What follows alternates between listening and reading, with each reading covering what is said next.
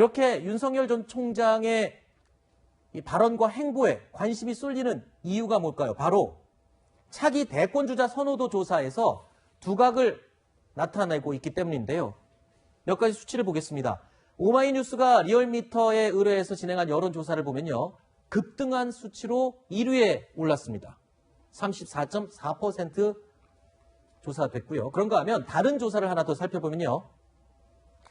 한국경제신문 조사입니다. 이재명 지사와 지지율 차이가 오차 범위 안에서 미미한 것으로 나타나는 조사도 있습니다. 하지만 역시 1위로 조사가 됐습니다. 자, 관심을 가질 수밖에 없습니다. 여론조사를 해보면 차기 대권 주자로서 어떻게 생각하십니까?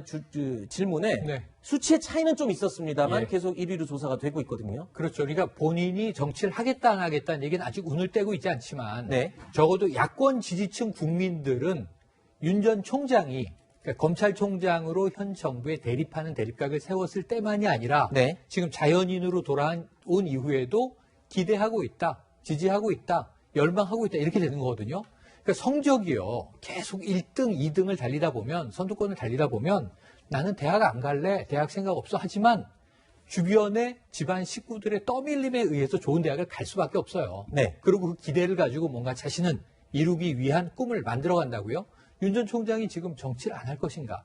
국민의 절반은 열망하고 있다. 그렇다면 그게 지난번에 친구 연세대 법학대학원의 이철우 교수가 원래 정치 생각은 없었던 것 같은데 이걸 운명으로 받아들여야 하지 않겠느냐라는 취지 얘기를 했거든요. 그렇죠. 그런 분위기로 지금 흘러가고 있다. 사실은 그럼 어떻게 할 것인가? 내가 정치를 한다면 기성 정치인이 아닌데 어떻게 할 것인가를 고민하는 단계다. 그래서 저는 다음에 아마 스님도 만날 것 같아요. 이미 종교계도 당연히 중요한 또 만나야 될 인물 중에 포함이 될 수 있겠군요. 일전에 정치얘기 기자들이 물어볼 때 아우 이게 사찰에나 한번 다녀와야 되겠다 이런 얘기를 했거든요.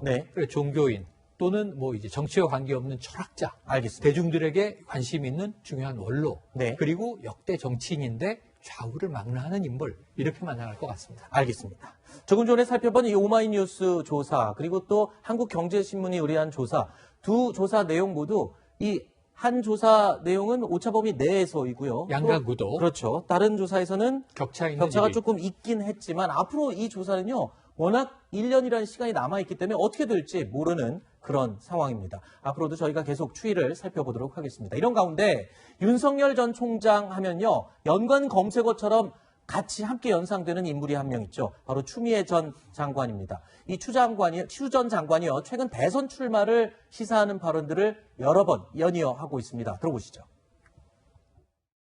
시대가 요구하는 그런 과제를 서로 이해하고 이런 것을 우리가 함께 풀어야 되겠다 할 때 또 저가 쓸모 있다면 나설 수 있는 것이지 아무 때나 나선다고 되겠습니까?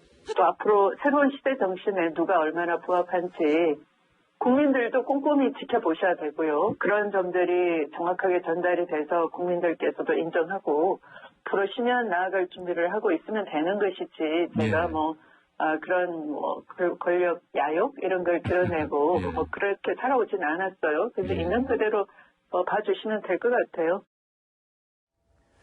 추미애 전 장관은요. 최근 언론 인터뷰를 통해서 윤석열 전 총장을 야당과 보수 언론이 키운 괴물이다. 그리고 기획상품이다. 라고 비판을 했습니다. 그러면서 윤두삼이가 될 것이다. 라는 내용까지 얘기했는데 장유미 변호사님 굉장히 강도 높은 비난입니다. 사실 둘 다 원래 있던 자리에서 다 떠났는데도 불구하고 아직까지도 굉장히 날카로운 날이 서 있는 것 같은데 그렇습니다. 어떻습니까? 실질적으로 추미애 장관 지금 대선 주자로 나서기 위한 몸풀기 하고 있다라고 봐야 될 겁니다. 말씀 본인이 한 대로 사실상 그 시점을 고르고 있을 텐데 그렇다면 추미애 전 장관의 정치적인 체급은 어떻게 형성될 것인가? 아마 윤석열 전 총장의 대항마로서의 기능할 부분이 분명히 있을 겁니다. 그렇다면 아마 윤석열 전 총장이 본격적으로 정치를 하겠다고 기치를 드는 순간 아마 끌려 나오듯이 추미애 전 장관 역시 어떤 대선 주자로서 더 이제 우뚝 서지 않을까 이렇게 전망해 봅니다. 자, 그런가 하면 오늘 저희 방송 시작하기 직전에요. 이 속보가 나왔습니다. 청와대에서요.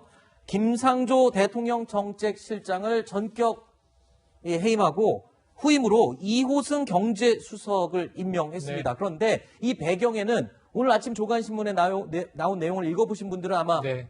이해하실 겁니다. 그러니까 전셋값 논란으로 무리를 빚어왔던 부분, 바로 네. 이 부분 때문이 아니냐라는 분석이 나오고 있거든요. 맞습니다. 어떤 내용이죠? 전격 경질입니다. 네. 그러니까 뭐냐면 지난해 7월에 임대차 3법이 통과되면서 네. 자, 2+2 임차인이 원하면은 이 계약은 자동 연장된다. 네. 그리고 올릴 때는 전세보증금을 5% 이상 올릴 수 없다. 이 법이 시행됐는데 이 법이 시행되기 거의 직전에 김상조 실장이 자신이 전세를 놓은 자신의 집의 전세보증금을 무려 14% 올린 것으로 전해졌어요.